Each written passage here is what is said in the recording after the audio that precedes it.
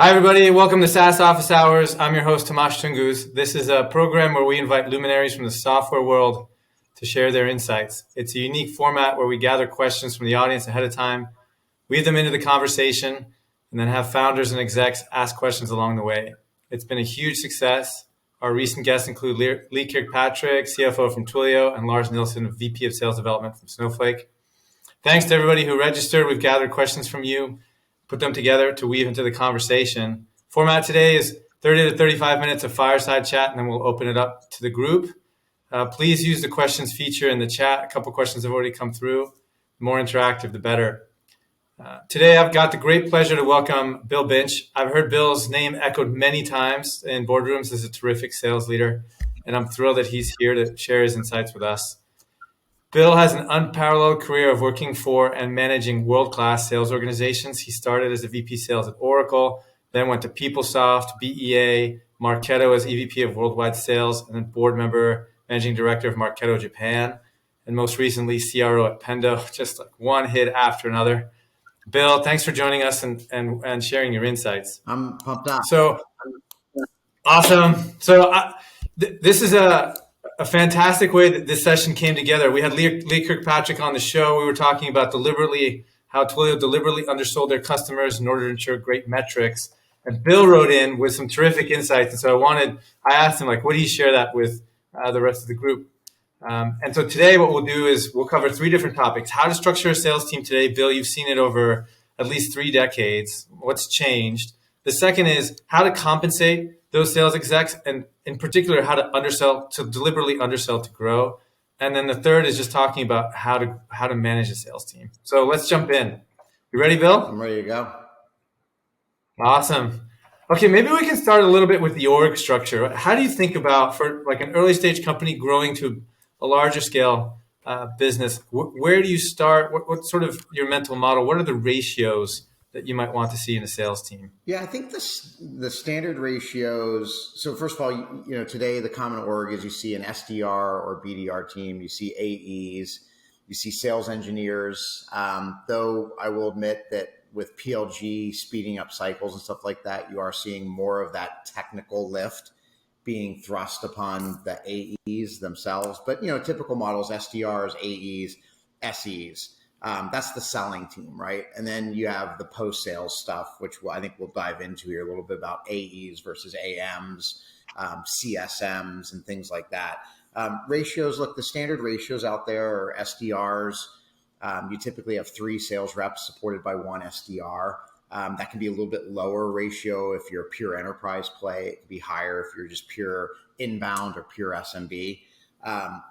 AEs, in my models, I love to see like a management to AE ratio of like 7-to-1, ideally blended. If it was an enterprise team, it was lower. It was like 5 or 6-to-1 in my best teams. And on a pure like transactional play, it's like 9 or 10-to-1 from that perspective. And then on SEs, very similar to the BDR ratio, it's typically 3-to-1 is the standard that I see out there.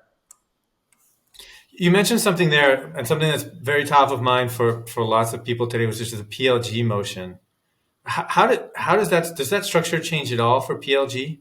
Yeah, absolutely. I'm really excited. I mean, you mentioned my background, and I feel fortunate that I've seen so many different, I think, stages of business. Like when I graduated college in '93. We were not doing demos over the web because the web really wasn't prevalent, and we were doing phone calls and qualifying, and we were sending collateral and stuff like that. And I've watched that whole on-prem, on-prem kind of sales model, perpetual software licensing, give way to obviously the cloud and give way to subscription pricing. And was, I think, part of the team that kind of helped define what modern enterprise selling looks like. But now watching PLG come in and influence that and change that's been awesome, because it really is like a faster version of telesales, right? Like telesales back in the 90s and early 2000s was like the fastest distribution mechanism you could have out there. And today PLG is eliminating a lot of that friction for the buyer, right? Like I don't have to get qualified by the SDR. I don't have to go get requalified by the AE. and then go through a whole sales cycle. I can actually just consume the software for, sometimes it's a period of time, sometimes it's, like a certain segment of the software. And then at that point, if I want to opt into engaging, I can. And I think that's a really cool change that's happening inside of our business now. Fascinating. Okay, awesome. And so one of the things that's come up, with these PLG motions, with more technical sales, as you kind of talked about, I mean, it's amazing when you talk about how much the sales process has changed. Literally sending pieces of paper 30 years ago to today, where we can just jump on a Zoom within 15 minutes, let's say, using a chat tool. Totally. How does that sort of change the role of an AE, right? Like we talked a little bit before about land and expand. There's this notion within PLG, like you said, of a customer trialing. They may not really fully understand a product before they actually buy. Does that put more of an emphasis on post-sales work? And so what does that mean for an org? I think it changes across the entire journey. I mean, like if you think about 15 years ago, we really didn't have these things, and you can see how much us as consumers of apps is influencing us in the business, the business to business world. I look at just the model today, Tomasz, that we've all had SDRs, we've all had the SDR model of pre-qualifying, but today there's tools like Calendly and Chili Piper out there that let the buyer book directly with the person that's going to do the demo. And to me, I think about that, like that's your highest intent showing buyer knocking on your door and saying, I want a demo. Do you I think we just need a question. Do you really need a SDR in the middle of that? Or is that person showing enough intent that you just fast forward them right to the sales rep? So that's like a place where I think I'm seeing a lot of companies collapse their whole selling process on the beginning portion. Your question was about the post portion. Same thing though, is a lot of technologies are being architected now where the first interaction that the buyer has with the company is not with a website to go learn about it, not watching a video or something like that, but it's them clicking in the upper right-hand corner, download now. And they go download, they give them their email, and they're driving the product, and they're getting like that tactile experience of being able to feel like, is this going to be useful for me? And so there's a lot of burden on companies today to make that post-sales process much more streamlined. Because if you think about it, like again, going back to the 90s, you sold enterprise software with a concept that you're going to bring in KPMG or Deloitte to come spend hundreds of thousands or millions of dollars to implement. And then SaaS, the cloud really brought it that, we got to be more efficient than that. And that became a very web-based enablement program where it was like over a video like this to be able to get up live and launching of your product. And that's even being pressured now on the post-sales that people don't want an implementation, even for an enterprise software tool. They want to be able to download it and be able to use it, which means the tools have got to be built to do that. You've got to have the proper navigation inside the tool to be able to educate the buyer to not get into trouble and go off road. And so, I think there's a collapse that's happening on both the selling side and the delivery side of just trying to make software more consumable and make the process for buying it to be easier. Yeah, I think you're exactly right. I mean, the expectations now of the enterprise buyer are that even enterprise software looks like consumer, right? It's got all the simplicity, and it sort of explains itself, this progressive discovery dynamic. And so, we were talking about this a bit on email. Like in Frank Slootman's book, he talks about the elimination of the customer success team, right, as being unnecessary. And that's unusual because Snowflake is quite a technical product. I mean, it's a big database, right? And you're clearly familiar. I mean, you sold one of the very first ones. How do you think about the evolution of the customer success team in very technical products? Yeah. So again, going back to what I think a normal org structure is for a sales team, you have an SDR, an AE, and a sales engineer. And then you have this concept of an AM, right? An account manager that at some point takes over the relationship and expands the account. The commonality of those four roles, the SDR, the AE, the SE, and the AM, is they're all typically quota-driven roles. They all have a variable compensation plan, and they're paid on sales happening. And I think if, like, I read Frank's book, I think if I get into his mindset, what he's basically saying is if you're financially motivated as an employee of our company to make that customer successful, you're going to find a way, like the psychology is you're going to find a way to make that successful. And I think what he's trying to eschew is this concept that CSMs were traditional, like to me, like taking it from a customer perspective, it's like, okay, my AE and that team sold me, got it. I'm now a customer, and it goes to a delivery piece, right? And there's this implementation is different to me than CSM. Some companies combine them, but there's a delivery element, which is a technical skill that you're onboarding me onto your product. All right. So check, there's a sales team, there's a delivery team. Now there's this concept of CS. And it's like, well, what's your role exactly? And it's like, my job is to make sure you absorb and adopt our product. It's to make sure you're healthy and using our product. And it's like, okay, well, how are you measured? And if you look at that, a lot of the people that are measured on like pretty simple things like did you retain the customer?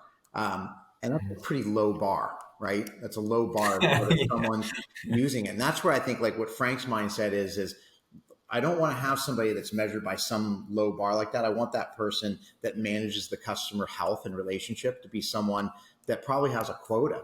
That means if you're expanding, that's true health of a customer, right? Like people that are upset at you or are not getting value out of your product typically are not expanding their usage or their seats or something like that of the product. And I think that was the mindset of let me shift that role that's hard to measure, hard to quantify, and make it somebody that's a quota bearer. Yeah, that makes sense. Yeah, he's very revenue driven. That's very clear. Fantastic. The other thing that's come up within a handful of my portfolio companies, and I think more broadly, is the idea of sort of if you're not going to have or if you want the customer success function to be on a quota the way that you talk about it, you could get to the same goal by splitting your account executives that are focused on land and then another group that are focused on expand. What do you think about that model? Have you seen that work? Yeah, I have. I'm a big proponent of that. I think there's a couple things you need to think about. Like I've seen models where if you have, say, like a 25K annual contract value, and then you don't have much of an upsell, meaning like your upsells are 5 or 6K, it's really hard to get the head space of the AE that closes the new business deal to think about going and wanting to chase 5K deals. Because why would I spend my time on that? I can go spend my time trying to get another 25K deal. And so in that case, like as weird as that sounds, right? Because you're talking about a 25K deal package. Wow, you're going to put 2 reps into the mix of being able to engage with your customers. In that case, I think that does actually work pretty well because someone's mission is clear. My job is to go get the logo and maximize that process that I'm going through. And then I hand it over to somebody that is their role is to go and expand it. And then hopefully most companies grow by continuing to innovate, which means they bring out product B, product C, or they acquire companies. And then that expansion role starts becoming a much bigger role. So I've certainly seen it work in that kind of example. I'm a big fan of the AE and the AM model. There's a few caveats. Like if you're a PLG business, I don't think you need an AM model. You're probably very fast for your land. And then your AE role is partially of an expansion role automatically. Number 2, if you have a really small deal size, if you sell something like 10K or less, to have an AM and an AE model seems like a bit heavy to me. So there's a couple of caveats there. But like I said, if you're 25K, 40K, 50K, 100K type of deal package, I like that model. Now, again, there's always twists and turns, right? Like if you sell pure enterprise, it's hard to have a sales rep that just spent 6 or 9 months of their life selling a land and then give that up for the expansion side. So once you get to the true enterprise side, I like just a pure account executive that owns the land, the expand, and even the renewal portion of the deal. Yeah, because if you're selling Apple, you're going to have so many relationships and so much context within that organization, a lot of trust. You want to be able to leverage that. That's right. I can see that. Chase asked a question. He said, how do you avoid the handoff between the land AE to the expand AE hurting morale, right? If a rep is putting in tons of work in order to close a small land and then the expand rep gets the easy upsells, or it gets the majority of the quota. Let's say you got whatever 200% NDR. Yeah, look, like I said, I just caveated it, like to come on a session like this and just have one answer that fits everybody that's possibly on this. There's 89 people on this call with a lot of different models. So I'm not claiming to do that, but just in sharing some best practices. I think that's handled through the quota that you give out. I mean, I've heard of a lot of good enterprise companies that are out there now where they're hiring, like my definition of an enterprise AE is like a $300,000 a year guy or gal. Okay. Like a 150 base, 150 variable. That's kind of like the wheelhouse price for an enterprise rep. Okay. And if you're hiring that kind of rep, the tradition, like a lot of people go down the mindset of like, well, I want their quota to be 5X that. That's always been kind of the model, is like their quota is 5X their OTE. I'm seeing out there happen right now that there's enterprise AEs making like $280,000, $300,000 with like $600,000 quotas. And the reason is their mission is one thing and one thing only. It's to land the account. And then they hand it over to an AM, and those AMs have quotas that are like $2.5 million. Like they're monstrous quotas. And if you think about it from the company perspective, the company's like, okay, I just paid two people $300,000, so my cost is $600,000 to put out, $3.2 million worth of quota. So that averages out to be about $1.5 million a person, right? And that's how I think a lot of companies are starting to think about changing that model. So the short answer is, how do you not lose morale? You gotta right size the quota. Like if you go give a person that does 40K lands $1 million quota, they're like, I gotta do 25 deals this year. That's a lot. So you got to probably get the quota more in line of what they're going to do. And then to the person that's going to go and collect the gravy on the other side, you got to push that over to where they have a healthy quota. That's fascinating, Bill. I've never heard of sort of blending those quotas across to land and expand, but you're right. From the business's perspective, it's exactly the right thing to do. And it satisfies the needs of both the land and the expand AE. That's really interesting. So that's a good segue into the comp structure, right? So we were talking about this idea of deliberately underselling to grow, where the land AE might under provision an account, right? Like let's say somebody needs whatever, $10,000 worth or $40,000 worth, and they size the account at 75%. And then they grow. Have you seen that model work? Like, is that something that you would employ if you were running a sales team today? Yeah. I mean, this is a fun, like this was what created the back and forth between you and I. So I love this topic. I read your blog and I thought that was fascinating about the whole underselling, because Tomasz, as much as anybody, like, obviously, ARR and growth of ARR was the primary metric for a lot of years. Then NDR became really prevalent. And then I think yesterday you sent out a blog about net income is becoming like a more and more important one. So like, it's always a moving kind of target here, but let's just go with the concept that if you're a younger SaaS company, that your ARR growth, and your NDR are really important. And that's when I think you get into the mindset of how do I manufacture that I have really good expansion, which is i.e., code speak for how do I have really good NDR.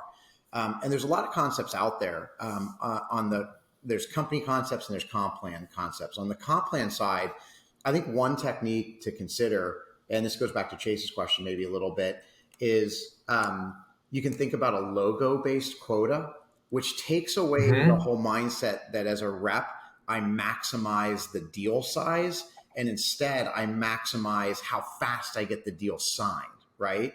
And if you give someone a logo quota, it's all about like, look, I just got to get deals done. So I've seen some comp plans where reps will have a really healthy rate, or not even rate, like a fixed dollar amount, like $5 or $10,000 just for landing the logo, and then have a minuscule rate for like the deal size. So that it does reward that if the rep did close a really big one, that there's a little bit of juice they get on that.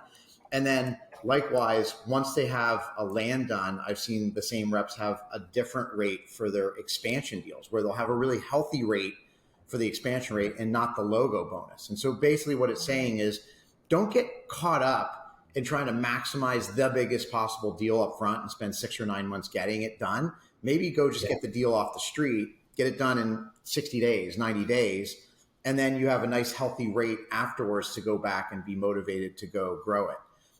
And I think Part of that goes with how the company structures their recognition of quota and deals. Like take for instance this, like a lot of us write multi-year deals. Let's say you had a 3-year deal that was 100K in year 1, 200 in year 2, and 300 in year 3. Okay, your total contract value there is $600,000. Most companies, most SaaS companies that I meet and talk with, will take that 600K and they'll average it across the 3 years. And they'll say, okay, for the rep, we're going to retire $200,000 a quota for your first year quota. And a lot of times they'll give them a kicker for doing a multi-year deal. And then they're done. And then like the next year's 2 and 3, there's no quota retirement because it's already in the books. If you were the architect of trying to maximize your NDR, you wouldn't do that formula. What you would do is you would recognize the 100 in year 1, the 200 in year 3, and so forth. Why? Because your year 1 to year 2 is 100. It's 100% or 200% NDR. Doubling, yeah. And then in year 2 to year 3, it's a 50% NDR, which is world class, or 150%, which is world class. And so, as a company, I think you could build a comp plan that says if we sell that 100, 200, 300K deal, you can still go and comp a rep in a healthy way that gets them motivated to write that deal, but also keep that deal like recognized inside your organization at that 100, 200, 300, which maximizes your NDR as a company. That makes sense. Okay. I want to go back to something that you said, right? We were talking about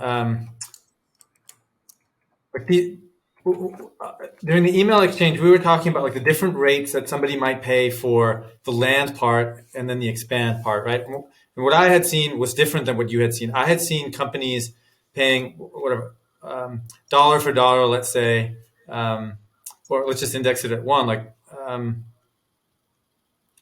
let's say $1 for quota retirement on a new deal, and then discounting, so like 50 cents or 75 cents on the dollar for an expand deal. And you were saying in the email that you really hadn't seen that. I'm curious, like what you've got quite broad experience. Like what is typical, and what do you sort of recommend when it comes to quota retirement? Does it depend on the ACV and the NDR? Big question. There's a lot there that I think we can. It would take the 35 minutes just on that one. So I'm a believer that you give quota for a period of time. It could be a month, a quarter, or a year. And I think you retire quota against that period. And so I think that needs to be explicitly clear in the comp plan so that the rep knows what they're working on. What I worry about is a plan, like I've seen this, and I just don't think this is best in class or best practice or that common, where a rep gets an annuity, where like I sold a deal for $100,000 and it's a 3-year deal, and you retire my quota in year 1 for 100K, and then in year 2 I get that in year 3, because then it's like, well, wait, what's the mission of the sales rep? Most of the times an AE's mission is to go and drive new business, and so like I don't like plans that get constructed that way. I like things that are very clear that, look, I've got typically you have an annual quota and it's broken up into periods. Like most companies break it up into quarters or months, depending on the deal size and the average sales cycle.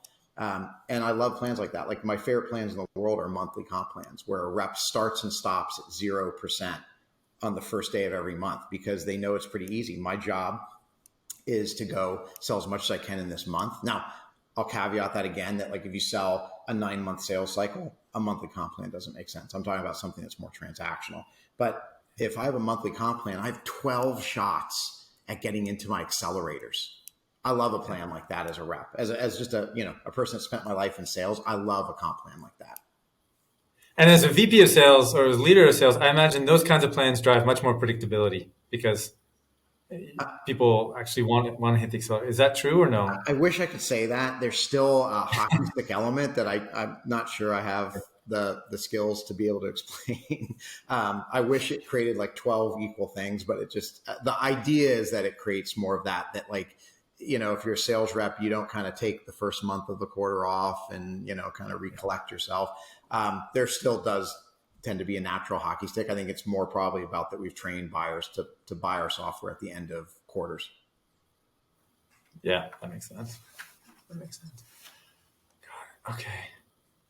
Got it. Okay, so what we've done, we've covered multi-year deals, right? So you don't believe in the annuity model, which is something that you might see like in the insurance business, where you just kind of you think it's basically one commission on the first payment, maybe for a kicker in the future. You do really like the idea of having land and expand AEs, and they might have meaningfully different quotas, but on a blended basis for a company, the unit economics might make sense. Um, any other sort of key topics that you think are important when it comes to setting comp plans? Yeah, so I see a question in the chat here about I worry about AMs going against the AE of a competitor. Let me be clear here. In my mindset, I should have said this earlier, so apologize. In my mindset, an AM is nearly the same quality person or seller as an AE. They can do demos, they can do RFPs, they go out and compete head to head. I mean, like my thought process is if you think about expansion sales, there tends to be two elements. There's upsell. Upsell is pretty straightforward. You bought 100 seats of my product and you want to go to 125 seats. That's more of a licensing transaction. And I think that's maybe what you're asking about, like that's an AM role. In my mind, an AM, they sell product B, product C, product D that the company's brought out. And that product is, like, in my mindset, something that you compete with someone else on. And like I said, like that could be a heads down competition where you're going through RFPs, demos, proof of concepts, things like that. So in my concept, an AE and an AM, I like, there's not a big difference in them. It's just the mission of what their role is. One is to land the account. The other one is to go in there and has the skill set to work across functional areas, to work across, different organizational like structures, and be able to expand it by selling more of the product across the company. Just on that point, Bill, is there any difference in the spec when you're looking at AE versus AM, or could you see one AE going from one team to another? Yeah, absolutely. I mean, there's some people that are just naturally disposed on their background, their experience on being really good at what I'd call the hit and run, which is just getting in there and building the initial relationship, finding the way in. And sometimes it's getting in low and moving up. Sometimes it's getting in high and working yourself across the organization. They just have skill sets at that. So that's like with the spec, that's what I qualify for, is what are you really great at? And then other people are really good at taking the ball and running with it. That like their mission is not to be hard nosed and go in there and break into the account, but is really, really good at being able to, like, once the account's been landed, to go and show the value that they're receiving and replicate that across the rest of the buyer's organization. And so there is a different spec, I think, there on the skill set that's needed. Awesome. That makes a ton of sense. And so, one last question on this idea of like deliberately underselling. Do you think it's equally? I mean, PLG clearly is deliberately underselling. You're trying to get into one seat and then grow the account, right? You can also see it in like usage-based pricing models. We talked a little bit about it with Twilio. You might imagine a mid-market. Have you seen that work with the enterprise? Is that sort of a natural product of departmental selling and then trying to get to an ELA? Absolutely. I mean, Tomasz, I'll submit. I don't know if it's a controversial topic, but it's maybe an edgy topic right here. I think we're going to start seeing companies with 200%, 300% NDRs. And like, I think, wow. I think if you look at today, there's companies that like 150 is magical, right? You look at like CrowdStrike and Snowflake and some of these companies that are up in that range. But I think the PLG motion sets you up for that you have places that people are going to land with, maybe sub $10,000 a year deals that are going to grow into $20,000, $30,000, $40,000 a year deals. And I think there's going to be companies that are going to come out, or maybe they're already out and doing this, that companies are going to come out and are going to start selling specifically with that model, that like make it really easy to get in the door, make our product really sticky and necessary for whatever problem we solve. And then as you grow, it becomes much more expensive. I hope to see that. I've seen it, I think, only in 2, maybe 5 companies at most see north of 200% at the early stages. Yeah. But it's an incredible sales model because you build trust with the product as you go, right? And I think the underlying thing, you need a product that can be sold that way. But I think you asked a really important part of the question, which is, does that PLG element apply to enterprise? And I think it totally does. A lot of people, I think, make the mistake of assuming that PLG is a velocity or SMB play only. And the reality is, I think there's a lot of companies out there that are landing the Wells Fargos, the Albertsons, the Netflixes of the world by them coming in and essentially getting a hold of their PLG product, which if you think about it, I mean, like if you go back 15 years, PLG is just an advanced notion of a trial, right? Is that I was able to get the product and use it before I bought it. And I think the models have changed, the delivery mechanisms have changed and made it easier to say that number one, you can have the product, and number two, you can have it on, like to me, a PLG product is something where you have unlimited usage. Let me clarify that. You have usage of the product for an unlimited time. It might be capped on how much functionality you get or something like that. But like if it's time bound, that to me is not really a PLG motion. That to me is just like you have a trial that you're offering out there. And I think trials and PLG are a little bit different. And so from that perspective, I think it's a genius move I don't think SAP overnight is going to become a product that offers their core financial systems via a download on the internet. I just don't think that happens. But I do think that there's a lot of companies that started off as a sales-led motion. They're going to find their way back to creating a product-led offering. That makes sense. Okay, cool. Before we move off the quota topic, we've got a question from Vignesh, which is, how do you think about quota retirement for usage-based models?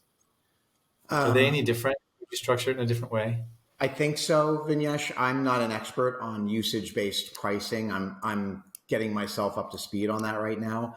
Again, another edgy prediction is I do think usage-based pricing is going to become more prevalent in the future. I mean, right now, going through the macroeconomic slowdown, a lot of companies that sold on seat-based or user-based type of pricing, they're watching their expansion slow down. Why? Because companies aren't hiring people, or they're even laying off people. So they're seeing their expansions move backwards. And so I think people are going to get savvy during this time and say, that might not be the most optimum way to extract value on extract value from what my product delivers to our customers. And so I do think usage-based pricing is going to become more prevalent. And so is the quota retirement different? It seems to be, to me. Everybody that I've talked to that has made a transition from like an old user-based pricing to a usage or utilization-based pricing has had to change the price, the comp plan for their reps. But like I said, I don't purport to be an expert in the matter. Makes sense. Okay, we got one more question here from Danny, who's asking the question, have you ever seen a model where AEs are rewarded for selling quality net new deals? In other words, like if I sell a whole bunch of deals and then they end up churning, does my compensation take a hit as a result? I have. Interestingly, at Marketo, we had a CFO named Fred Ball, and he had this concept of the perfect deal. And the perfect deal was a deal that was sold like with a certain threshold of discount. It was sold with a certain level of services, and it was sold for a certain term, and it was sold with certain payment terms. That can't term as in like length of contract, and then payment terms and how they pay us. And he put a bonus out there into our comp plan that said, if you sell the perfect deal, why? Because those deals don't churn. Those are deals where, someone's looking to buy your product for value, not for the absolute lowest price.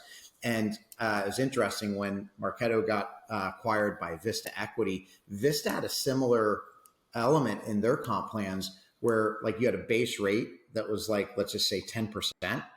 And that rate could get as high as 16% and as low as like 7% based on how you sold the deal. So if you sold like outside certain, like we had an ICP we had determined, if you sold outside that ICP, your rate went from 10 to 9, If you sold within that if you sold like multi-year deals, the rate went from 10 to 12. So it had levers that was basically focused. And like what they had done, like I give them credit, they'd done a lot of good analysis to say, these are your good customers and they look like this. So if you sell deals that look like this, we're going to pay you a more healthy rate. And these are your deals that churn and are the shittier deals and are going to bounce off. So like, you know what, we'll pay you. It's not like we're not going to pay you, but like don't spend your time there was the message that came Yeah, across. that's brilliant. That's brilliant. I work with one company where they measure the percentage of bookings in the quarter in the ICP. This is taking it one step further, which is actually pushing it into the comp plan. I like that a lot. Yeah. So the perfect deal on that question, I've seen that a couple times in my life, and then I've heard about it in other companies that companies will have. Like you can do so much inside of a comp plan, and as we know, I think Lars said this on your call a couple of weeks ago, Tomasz, but compensation totally drives behavior. And so if you put little goodies in there that say sell the deal this way, reps are smart about it. They go after it and get that done. Yeah, makes sense. And better to do it with a carrot than a stick, it sounds like. Yeah, I like that. Yeah. Awesome. Okay, we can now transition to the last part, the third part of the section, which is, how has like selling changed over the last, particularly post-COVID, right? Everybody was selling in person, then we were all selling virtually. Now we're sort of in this hybrid. What have you seen? Like, a lot of our portfolio companies are trying to figure out what is the new model. Has anything changed? Yeah, and it should, right? Like I told you, I came out of college in '93, and your expectation was you went to an office, and we had cubicles that were like literally like 6 feet tall, right? So like you look across, and then you think about cubicle. And by the way, the cubicles were all inland, and all the executives' offices were along the windows, so it was like super dark and gloomy. And then you saw this swap where like offices became like, oh, let's give the people in the cubes the space out by the window, and let's shrink the cubes. And the cubes got shrunk to where it was just a sales floor where it's just desks. To then all of a sudden you have collab space come in, to now you have work from home and hybrid and stuff like that. So it's like, pandemic aside, it should evolve, right? Like the working world should evolve. Look, I'm kind of one of those interesting people. I live in Arizona, and for the last 15 years of my career, I've been remote from my office. And Tomasz, I truly wish I could jump in a car and just drive down the street to an office, because I enjoy it. I like the collaboration element, but I also came out of school and started that way. And it makes me realize that if you're a 22-year-old today that came out of school in 2021, that's not your expectation. You didn't go into an office. You started working at your home, in your apartment, whatever. So I think it should continue to expand. The interesting thing that I don't see enough discussion, in my opinion, about is everybody talks about, should we be full remote? Should we be full in office? Should we be 2 days, 3 days in the office? What should we be? I think there's an answer for everything. But the thing I'm not seeing applied as much as I'd like is data. To me, it's pretty straightforward. Like, if you were a company that existed pre-2020, you probably have some metrics on productivity, on how you measured. Doesn't matter if it was sales, marketing, development, whatever. You have some productivity metrics that you probably measured. I don't hear people talking enough about, well, let's look at our metrics from 2018 and 2019. What was the sales per AE we got? Like how productive were our developers on releases and stuff like that back then, and compare that to today. And to me, that should shape your answer. Like, if you're massively less productive than you were back pre-2020, then I know that a lot of employees are like, I want to work from home and I don't have a commute. And I get that. But at the same time, that's great for the employee. Is that great for the company? Well, if your productivity metrics are 50% of what they were before, probably not. And that, to me, would help shape my decision, if I were a CEO, of what kind of model I'm going to employ on remote work from home, hybrid stuff. You nailed it on the head. You're right. I haven't seen a single analysis on productivity, even at a high level, like across companies. I would have expected something like McKinsey, even just this. But on an individual company basis, I haven't seen any of that longitudinal analysis. I mean, like, I'll caveat what I just said. I don't want to seem like I'm hardcore on that. I like being in office. I know that's my predisposition. I like collaboration with people. The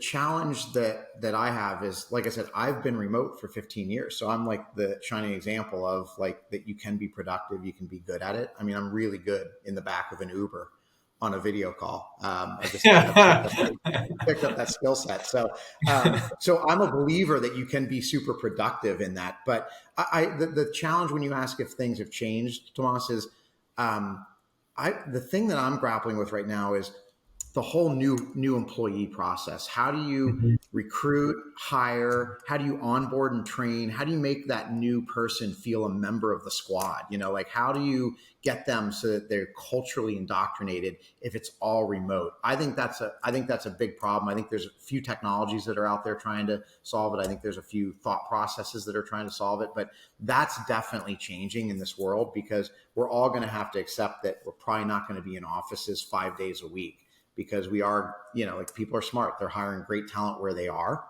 And they're saying like, you don't have to fly to, Chicago or Atlanta or wherever your office is every week to be there. And the fact is we've done that. We did that before we even had video communication, stuff like that. So I'm a big believer of that it needs to evolve. I am grappling with that whole onboarding and how you make people feel part of the crew. And then even from there, what about the inequality of there's some segment of people that come to the office and some that don't. And like, I think what we're going to see in the future is the people that are in the office are going to move up faster in the organization. Yes, totally.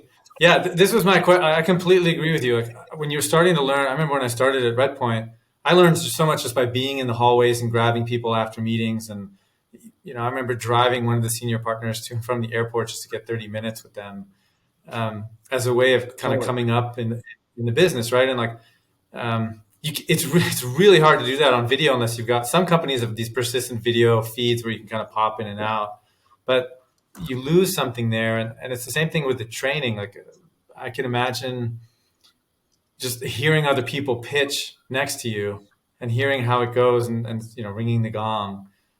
There's a lot of learning there that if you're by yourself, it's harder to capture. And maybe that's an opportunity for a startup someplace to look. I agree with you. Like, I mean, just the concept of a sales rep going into a conference room with their manager and SE and whiteboarding up like the strategy of how they can do the account. Technology is getting much better now that you can bring up Miro boards and things like that up into your screen, but it's still not exactly the same. I am psyched by some of the collaborative technologies out there. I think it's getting much better than it was. I think the pandemic just totally accelerated that. Totally. Awesome. Okay. So Jason asked a question. So you got a brand new AE or a mid-stage AE. How do you look at an AE's pipeline to know if it's healthy or not? Like what do you ask questions? Do you have like a deal desk? What's your process? Yeah, I mean, I'll give you an idea that I really like, and this goes back to the whole ramping. This is an experience I picked up from Marketo. Is we would be interviewing a candidate, and the sharp candidates would ask, "What are the traits of your top reps? The reps that consistently perform, that make their numbers?" And we'd always give these, I thought, really like amateur answers, like they have grit. They're competitors. They're really good. They're totally and I'll bet you if you ask 10 managers, you'd get 10 different answers on what their answer would be. And I finally got kind of like, maybe we should like take a look at what are the the traits from a data perspective. And at Marketo, we found that we could look at a rep's calendar at the start of a week, like Monday, 8 a.m., and see how many meetings that they have booked. And meetings could be a qual call, it could be a demo call, it could be a value delivery call, a price call, a negotiation. It didn't matter. It just had to be a meeting. And we could look, and we saw that reps with a certain amount of activity, and I don't always believe that activity drives results, but we saw this fairly consistently. Our top reps were going into the week with 8 or 9 meetings. And you know what happens in a week? If it's Monday and you have 8 or 9 meetings, those meetings are going to multiply. A qual call becomes, a demo. A demo becomes, let's talk about a business case type of call. And so like your 8 or 9 become 15 or 16. And so what we did was when we would hire a new rep, we would say, "Hey, Tomasz, welcome to the team. Really excited. Your first month or whatever your training period is going to be you learning our messaging, our demo, our price book, our competitive moves, all those things. And then once we put you on quota and put you on the street, this is what we're going to look for you to do. After your first," and I'll make this up, I don't remember what the exacts are, but like after your first 4 weeks, we're going to look to see that you have 3 meetings at the start of the week. After 6 weeks, we want to see you have 5 meetings. At the end of 8 weeks, we want to see you have 8 meetings. And what we were doing is we were managing them to build up the activity, because one thing is true is activity doesn't always deliver results, but activity does deliver pipeline generally. Yeah. And so, to your question about like, how do you build the pipeline up? I think about that from a new perspective. Other than that, I have a metric that I really love. It's a little sophisticated, but I'll try to make it as easy as I can. But I watch this as a sales leader daily. I used to present it weekly at my executive staff meeting to my CEO and the rest of the org. But I would look at daily the number of new pipeline that was created. So yesterday was 0, and now I have a 100K deal. So that's 1. Plus new pipeline expanded. So I had a 50K deal yesterday. It's 100K now. And then 3 is deals pulled forward. So something that was sitting in Q4 that I pulled into Q3. I would look at those 3 things and combine that minus, and you can see where this is probably going, deals killed. I had a 100K deal yesterday. It's 0 today. Okay. I had 100. Then number 2 is deal shrunk. I had a 50K deal yesterday. It's 25 now. And 3 is deals pushed. So it was in Q3 yesterday and it's in Q4 today. And that gives me a net number. So those 6 metrics, I would look individually at every day just to see how our pipeline was moving. And I'd look at it not only by dollars, but I would look at it by number of deals. Because sometimes like all of a sudden I lost $1 million of pipeline, but I only had like 3 deals that were pushed or killed. And it's like, happened. Well, one of them was 750 grand. Okay. Well, that metric allowed me to react in real time. Like, and literally some days, Tomasz, I would see Tuesday morning, I'd wake up, our Monday pipe was negative for the week, for the day. On Wednesday, I woke up and our Tuesday pipe was negative. On Thursday, I woke up, it was negative. You can guess what? On Friday morning, I was given a call to my sales manager saying, what's going on? Why is so much pipeline being killed? We're moving backwards. So I really like that metric to watch for pipeline. That's a fascinating metric. It's net pipe change, right? Net pipe. I call it the mojo metric. I love that. It's like literally like it was a dashboard I had, and like it's funny. Like I wake up in the morning, and I'm one of those people that unfortunately uses a phone for my alarm clock, and it would literally be the first thing I would look at. Wow. And my wife would sometimes wake up next to me and be like, "What are you looking at?" I'd be like, "I'm looking at my pipeline," you know. But the funny thing is my CEO at Pendo saw it one day on my laptop and he goes, "What is that?" And he kind of like was grokking it. And I was like, "Oh, it's this metric I watch already." And he goes, "That's a great metric. Can we look at that weekly in the exec staff?" And I said, "Absolutely." Wow. That's awesome. Okay. We're coming up here a little bit on time. Ronan asked this question both in the submitted questions and in the chat. And you have direct experience, Bill. He's asked, how do you determine ownership between a regional sales leader and an in-country GM? You were an in-country managing director, I think. Okay. Yeah. How does that work? Because it's basically dotted line, right? I mean, you've got sort of a matrixed organization. Is that the way that it works, or does it work differently?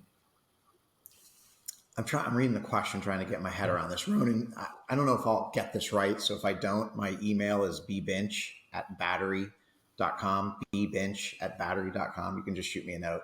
I'm trying to figure out if the regional sales leader is in the same country. And I'm assuming the answer is no from that perspective. So I'm guessing that this is a territory question. And like I said, if I don't have that right, shoot me a note and set me straight. But it's a tough thing. It's a tough problem to solve for sure. I can reframe the question. So if I remember correctly, imagine you got a GM of whatever, a region, and that person isn't necessarily the sales leader, it's just the manager, like the general manager. And then you got a regional sales director that's reporting to the VP of sales, which may be out of country. Have you seen that structure before? Yeah, I have. I mean, a lot of times when you like specifically speaking about international expansion, I'm a big believer that when you open up a country, if you hire an MD or GM, whatever the title is, I'm a big believer of report everything in the country to that person for the first 6 months, maybe a year. The reason is if you hired the right GM, that guy or gal, they run it anyways. Whether you direct line or dotted line report to them, you're there in the office with them. And the reality is there's a lot of people in America that pick up international experience and have probably never even visited the country that they run. And so like to say that they have magical experience with that, it's just not realistic. So I'm a big believer that you set up the model that the GM owns everything for the first 6 or 12 months. The reason is it gets the business going. At that point, I think it's totally reasonable to unwind that model and say like, hey, we have a head of marketing that lives in London and reports to our GM there. Well, we want that person to report directly back to marketing, so they're aligned with all the global marketing initiatives. I think that's totally fine after you get started. So, Ronan, there's a little time element to your question, I think there. Overall, I think starting a country's hard, and you need to give a lot of delegation and ownership to the person that you've assigned to lead it. And I think once the country's going and has a little bit of repetition at that point, I think then you can report it back the other way. So have I seen it? Yeah, I've seen both models. I've seen both models work, and I've seen both models face obstacles. Awesome. All right, Bill, that brings us to a close. I want to thank you so much for sharing your insights. I learned a ton. I love the Mojo metric. I think it's an absolutely brilliant way of looking at a business. The other thing that I really appreciated was this difference between land and expand account executives and blending the quota across the two. Never heard that before. And then the thing I really love were your two bold predictions, especially the NDR one. We're going to see best in class at 200 to 300%. Really, it's yeah. Look, like I said, like maybe there's some thoughts there that stimulate some more discussion. Being out of college 30 years, Tomas, my learning curve is up and to the right. I love what's happening in our market right now, not macro and economic wise. I love, like I said, PLG. I love the challenge of how we're going to solve this remote work from anywhere thing. And I'm just a student of it. And so you can see, I try my best. I try to pattern match, and I definitely have a point of view. Not always right, but I love having conversations like this. Yeah, I love how you put a stake in the ground. It's amazing. It's clear. You really have breathed this for so long. It's in every fiber of your being. And so grateful for your time and your insights, Bill. Thank you so much. Killer. Thanks. All right, everybody. Thank you very much. Look forward to the next office hours. Thanks again, Bill. Take care. Take care, everyone.